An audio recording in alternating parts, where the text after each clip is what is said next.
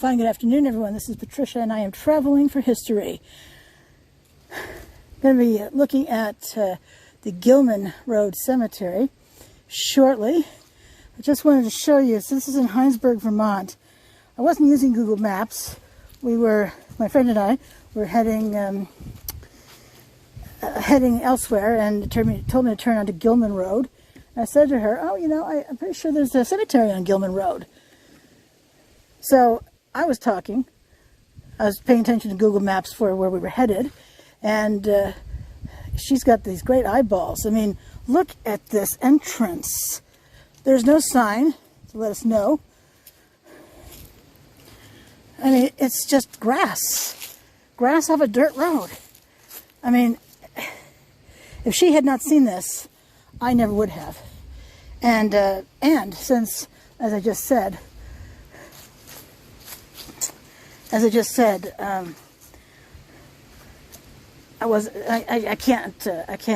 don't know if Google Maps would have gotten me here.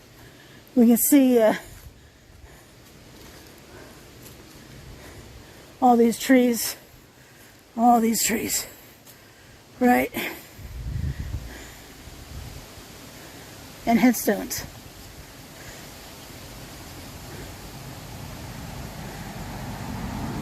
But understand, I put my phone up because I don't want you to see my license plate. So I'm pretty sure I filmed it elsewhere. But I'm going to have to back out onto the road because you really can't turn around. I was going to turn around in here, but that's just not going to work out. But look at this. So 147 headstones. And apparently the road name used to be Gaffney, and it's now Gilman. So, but I'm pretty sure this is called Gilman Road Cemetery. Anyway, I'll dig up more information, so to speak, and have it on my website, travelingforhistory.com, so you can read it. Love these obelisks. There are a few here. Maybe two that I can see off the top of my head. Looks like a rural cemetery from the way that the headstones are just lined up. Don't see any. I mean, there is a fence around here. More barbed wire. I just filmed another Hinesburg cemetery, and it had barbed wire. So maybe for animals, maybe to keep cows out, keep them grazing in here. I don't know. But anyway, hey, hello. Given the amount of space right here, I wonder if headstones have fallen over and there should not actually be space there. Asa died April 19, 1847, age 51 years. And Roxana Ray, no W, widow of the late Asa Ray. I wonder if it's Asa W. Ray and it's just written poorly. I mean, look at that. You can see how that's written, right? Like it's W-R-A-Y. But Roxana Ray, widow of the late Asa Ray, died May 11, 1866, age 68 years.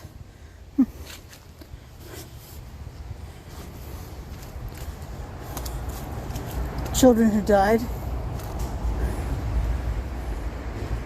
Marinda and William. Looks like they both died in 1899. Age 6, age 7.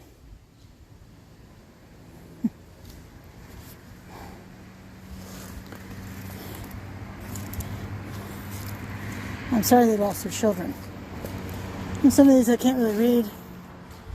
And it's always kind of fun just to happen upon something. Yay. So I have not gotten my fill of filming cemeteries this year, that is for sure.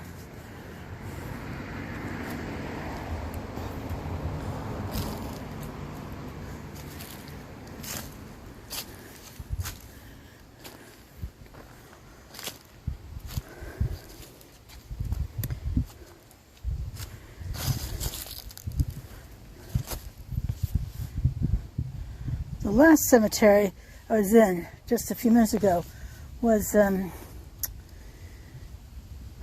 McDonough Cemetery. And I had seen the base that had slid down the hill. So we can see that it looks like there is some sort of putty to hold that in place, but I don't know if that's original to this headstone or not.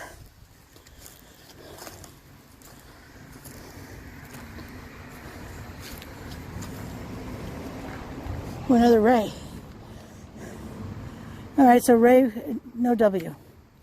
Hoyt P. Ray died June 5, 1861, aged 23 years.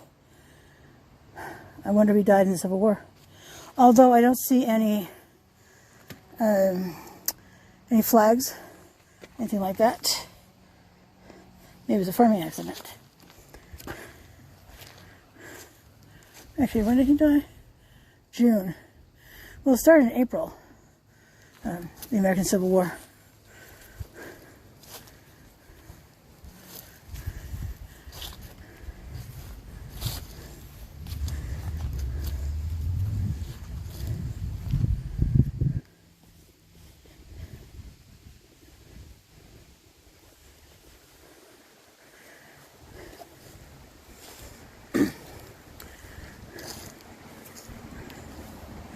We can see these two iron rods, right, iron rods, which would have been in the base of this headstone. And it looks like they broke. That one looks sheared, and this one looks like it just snapped, like it broke because of this one. So someone put this upright so we could at least read some of it. Maybe if these were thicker, and maybe if they went up higher into the headstone. Wonder if they do that now. I'll have to conduct some research because I'm really curious. Now we can see, looks like a frost heave took that. Oh, we can see this one has some issues. The base is cracked along this line here. And it's starting to tip backwards. You can see the lean on that.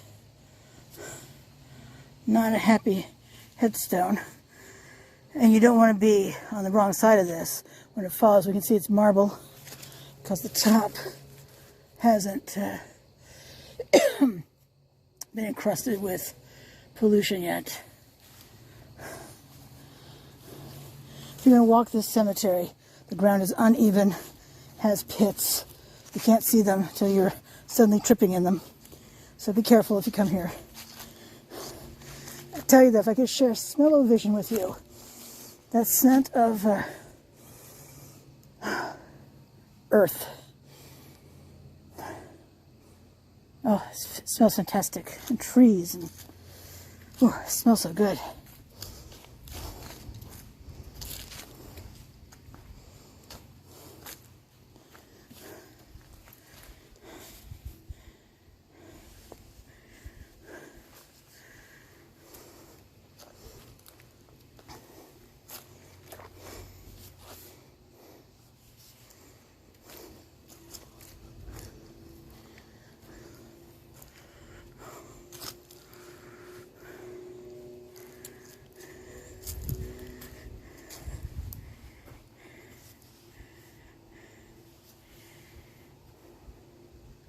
That reminds me of a base.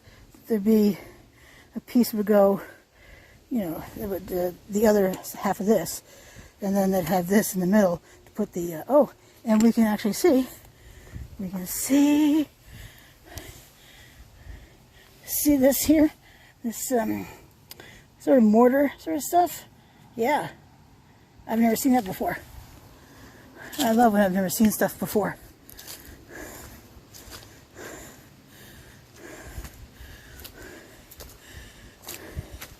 Look at that patch over there. Hang on as we do a little nature right here. Look at that right there. Isn't that cool? I think so anyway. All right, we have some more. Want to see my photos? I'm sure you do. Facebook, Instagram, both of those, Traveling for History. So at Traveling for History, you'll find me easily. 1L in traveling, though. Remember, 1L. That is the U.S. version of the spelling. The first spelling in the U.S., 1L in traveling. Now, it's interesting that this has flowers in it. Someone brought a potted plant here. But I can't really read the information on the headstone. That's frustrating.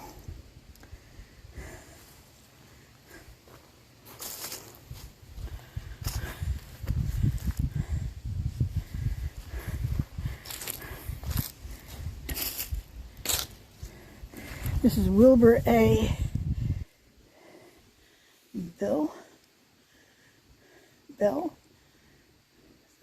Bell, 1918, 1938. Wait. No, 1953. Yeah, that's 1953. Sorry about that.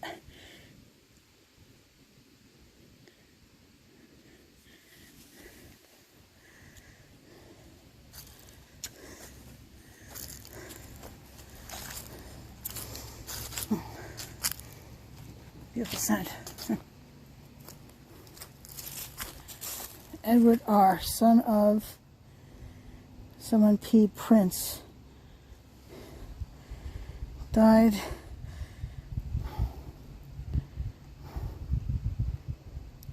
(1880).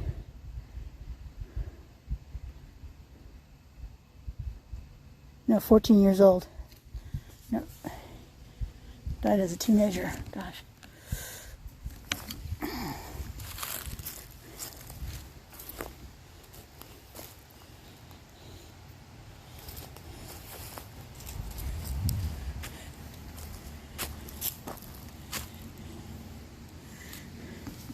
I'm kind of wondering if the moss is covering the headstone.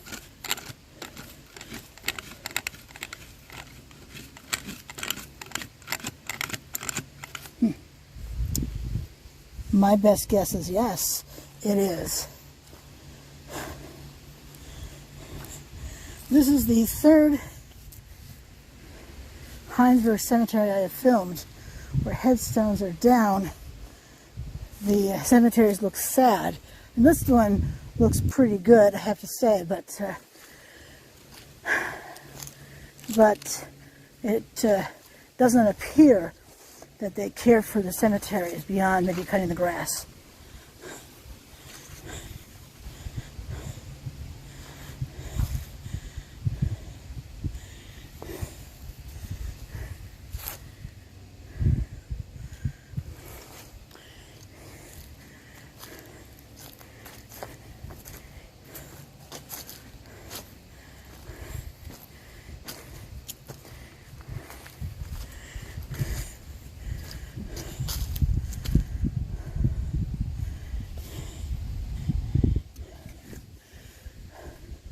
This one on the right, the Leeser H. Glass, died January 29, 1875, age 69.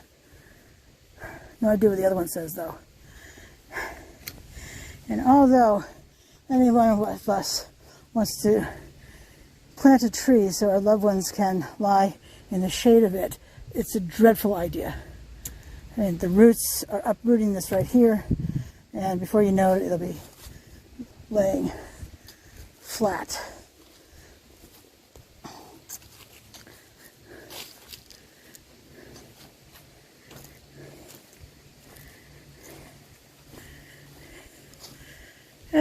Edwin R., son of Artemis H. and Fanny P. Fullington, died September 20, 1840, aged 4 years.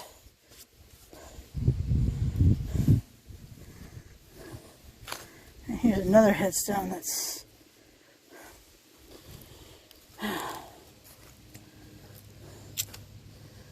you want to be careful of tree roots when you're walking cemeteries.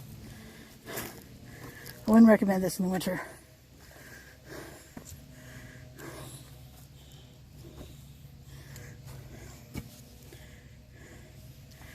Looks like a little Gothic revival style window, doesn't it? William, 1859, 23 months, just shy of 2 years old. Ugh. And so this clump of headstones over here.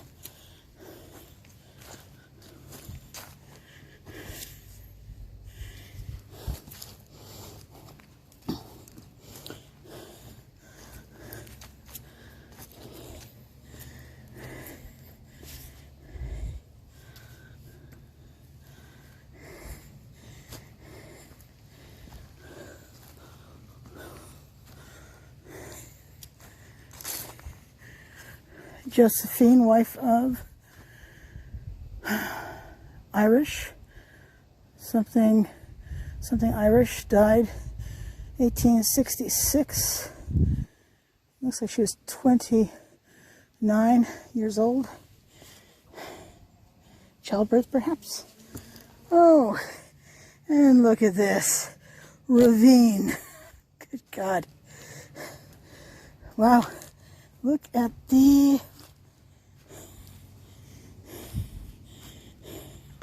that's a part of the fence post down there. Anyway, I'm sure the land was donated or is very cheap for this cemetery because it's up against a ravine. Erosion in these ravines. I have seen headstones toppled over the side. And this one is, oh, I don't know, 2 or 3 stories up. So what's that, like 20, 30 feet up? Jeez Louise. All right, let's head on over here.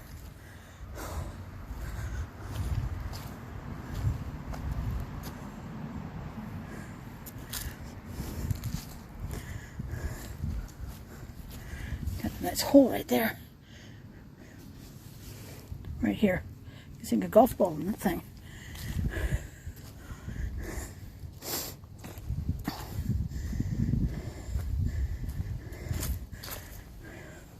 See that ground? Just maybe you can't tell that.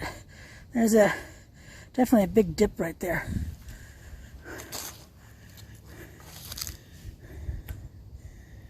Looks like maybe they have these red ties for trees they plan to cut down.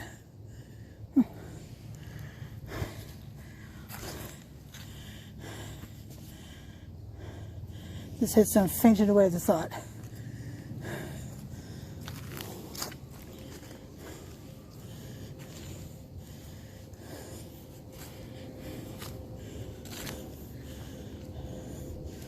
Joseph M. Newell died August 3, 1847, age 27 years.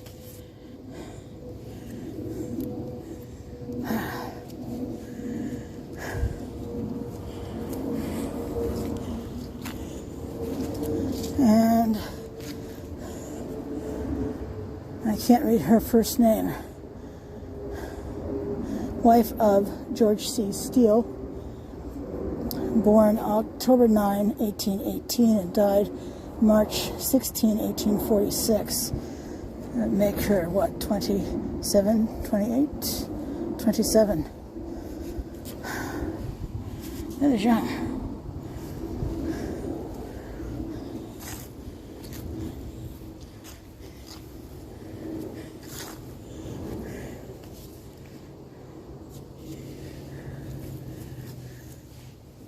Did you see the one? Alrighty. Continue on here.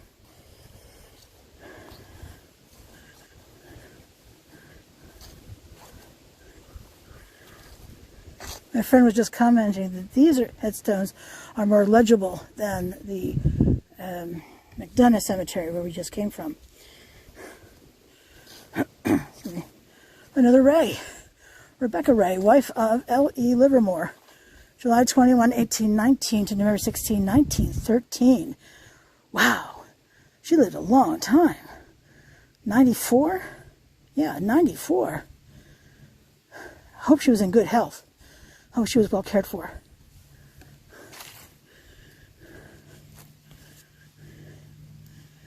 Look at the setting here.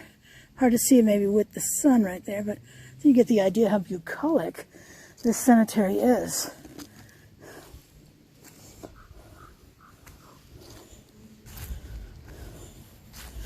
Mary Ann, wife of Charles Fuller, died September 28, 1856. Let's see. I'm not sure her first name. Almond Covell, wife of Louis H. Toby, born August 11, 1832, and died August 11, 1899. Good God, she died on her birthday. 67 years old. Wow.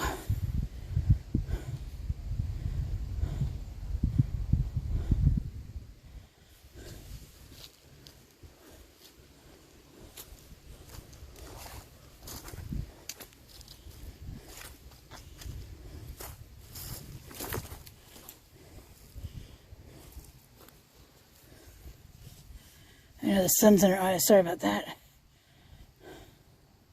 You see my rig as well. Hey. If that bothers you, my apologies. I'm a little tired and punchy. Even if I weren't tired and punchy, I just like doing that. So.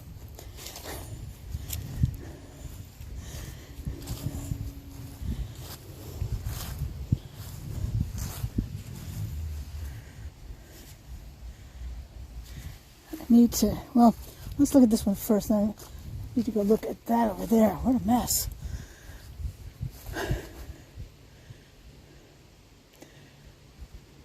Lydia Beecher, wife of Edmund Baldwin, died February 1854, age 76. And let's step back and look at that. Look at that up there. Isn't that lovely? That urn at the top.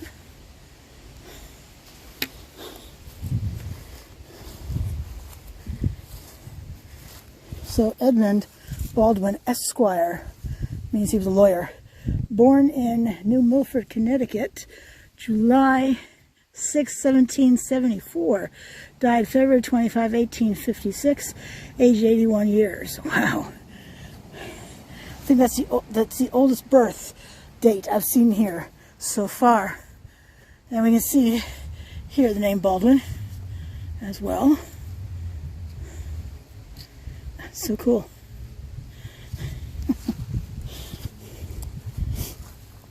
Here we have Susanna Stone, wife of Edmund Baldwin, died March 1, 1813, age 44.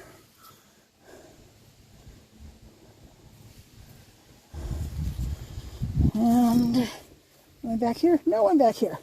No one on the back side of this. All right. Isn't this an interesting design, this oval?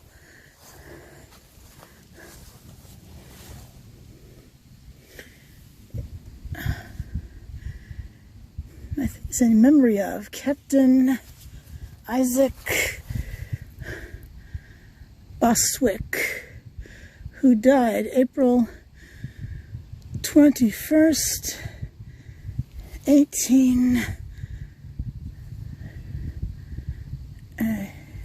78, 18, I don't know what year that says though. Huh. What a mess. Wow. What on earth happened here?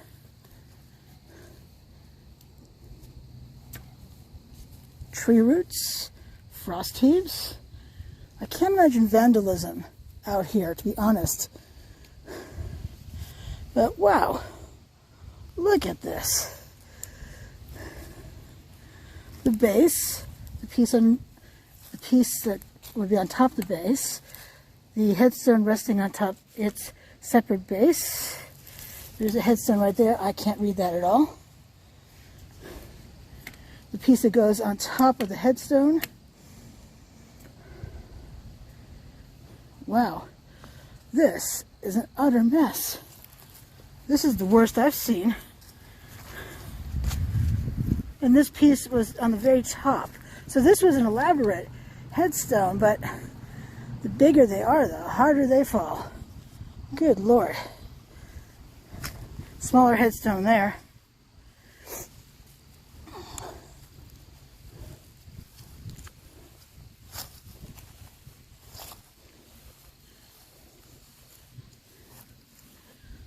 Jonathan Stone died May 25, 1857. He was 72. And I know I'm in the shot. I don't know if you can read it if I'm not in the shot. All right.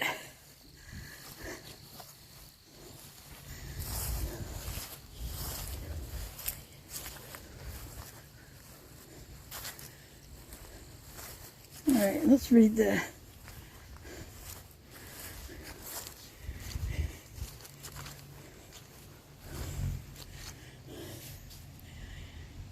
you can see that one was repaired.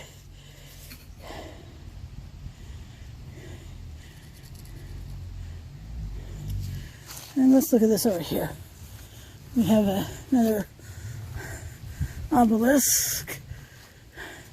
Eternal life, folks. This is the Egyptian symbol of eternal life.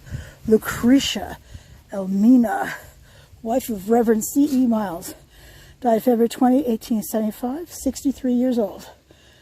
Now there's a pair of names you never hear anymore. Lucretia Elmina.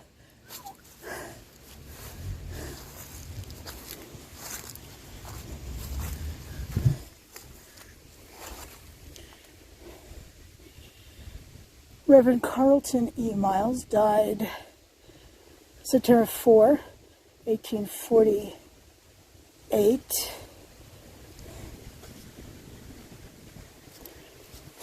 I'm on the back side. Guess I should have gone the other way, shouldn't I? Sorry.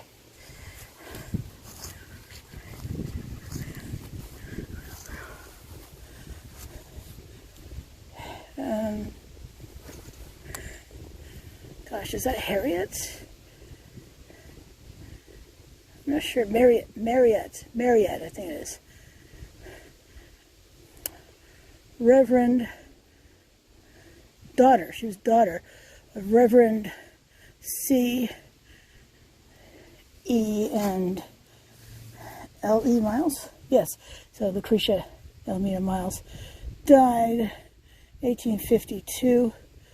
Looks like she was 9 years old. Frederick J., son of the same pair, died 8 days old.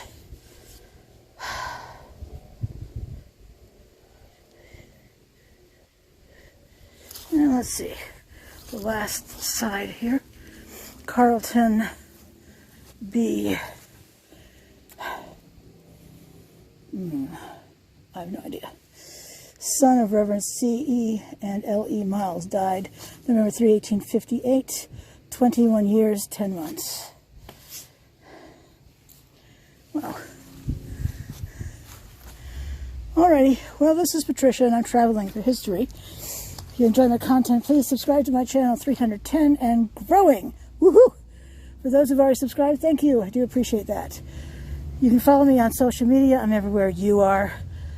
Traveling for History, 1L Traveling, everywhere except Twitter, where I'm traveling for HI1, traveling for HI numeral 1, and on TikTok as well. So visit me all over the place.